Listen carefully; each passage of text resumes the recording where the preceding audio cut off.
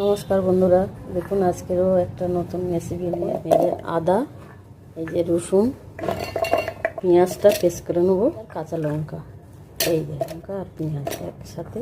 এখানে মাটন আছে, এই যে মাটন দই মাখিয়ে রেখেছি। আলুটা ভেজে নেব।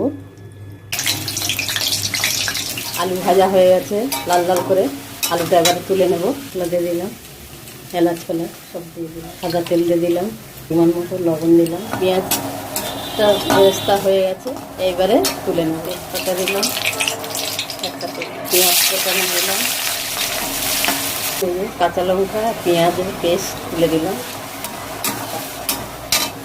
হলুদ, এই যে আদা রসুনের পেস্টটা গুলে নেব, ছাঁকনির সাহায্যে ছেঁকে নেব। এই যে ছেঁকে নিয়েছি, এই যে আদা রসুনের জলটা দেখুন কত সুন্দর।